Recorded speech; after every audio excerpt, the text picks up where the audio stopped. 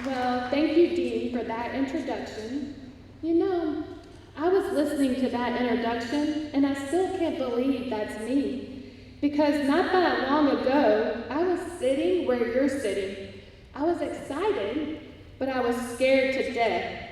I didn't know what to expect. My mind was racing. Will I get through the next 4 years? How will I afford school? What if I'm not cut out for this? If your mind is racing too, I can tell you that you are cut out for this, and the next 4 years will be incredible, full of intense learning, lifelong friendships, and exciting challenges. Today is such a special day. You're getting your white coat, and you're officially starting your journey as a future doctor of pharmacy. Everyone will look at you differently now. It's finally real. And I'm so honored to be here with you to celebrate this day. Now, I was asked to be your keynote speaker and share some words of wisdom. I don't know how wise I am, but I do have 4 pieces of advice based on my own experiences to get you through the next 4 years. So let's get started. We're going to start with the white coat itself. So number 1, your white coat is your cape. Let's take a poll. Raise your hand if you ever dreamed about being a superhero. Who here wanted to be a superhero when they grew up? Yeah, that's what I thought. I did too, okay? So I dressed up every day as Superwoman. I cut out toilet paper and I cut little eye holes in them, and I got like a towel and I tied it around my neck. That was my cape, and I ran around pretending to be a superhero.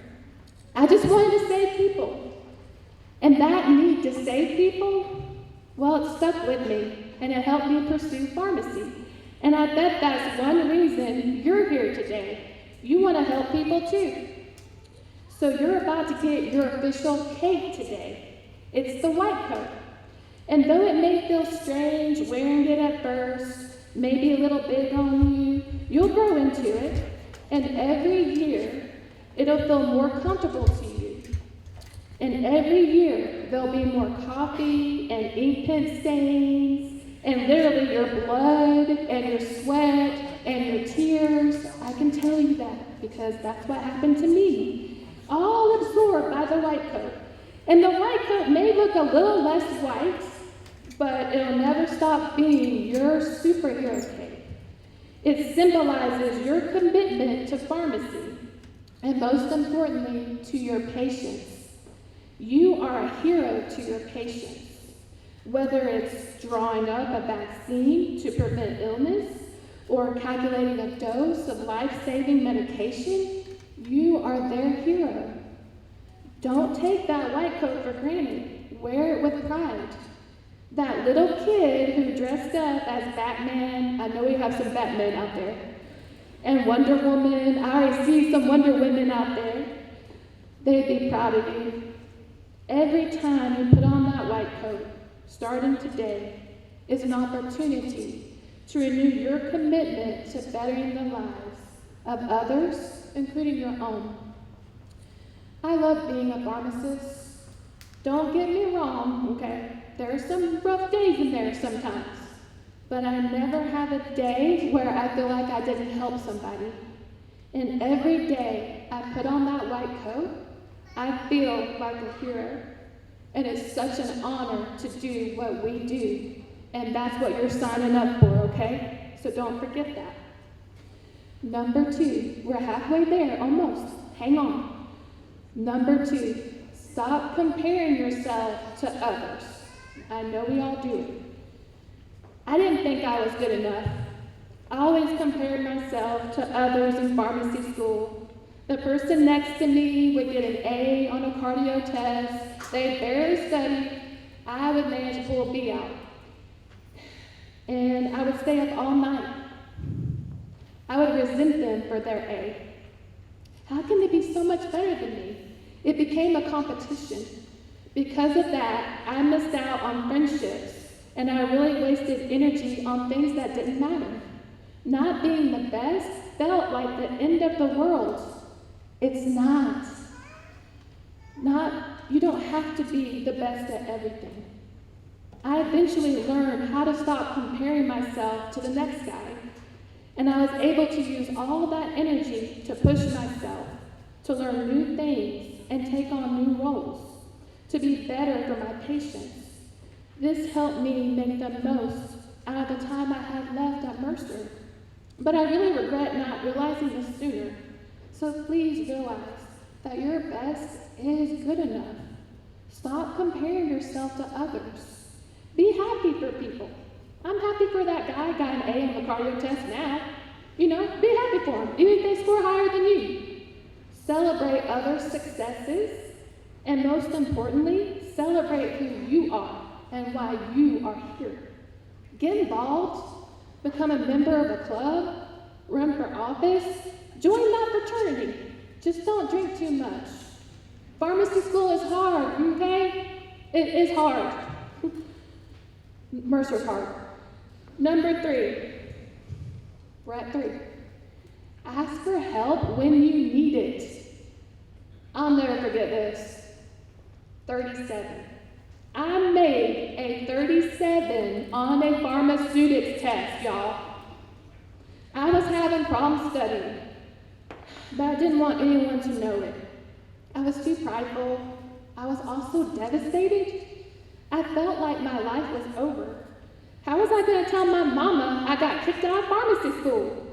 Suddenly the walls were closing in on me. I could not breathe. Maybe I could still pass the class if I did well on the final. So I gathered all the courage I had to talk to the professor. Yes, I asked for help. It was very humbling, but the professor didn't make me feel stupid. He set me up with a tutor. I did well on the final, and I passed the class. Thankfully, it turned out okay for me. Y'all know the story. It made me realize that it's okay to ask for help. I just wish I asked for it sooner. I was afraid to disappoint people. That, along with my pride, nearly caused me to fail out of pharmacy school.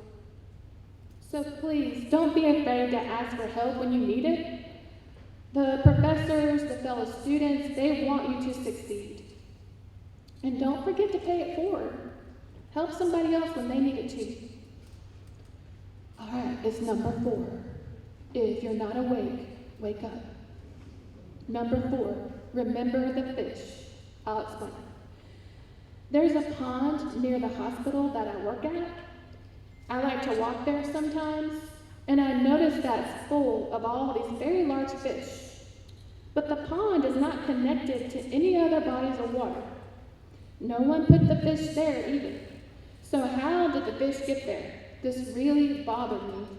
I had to know. So I did what anybody else would do. I Googled it. One theory is that birds carry fish eggs on their feathers and their feet, or they might just poop them out into the pond.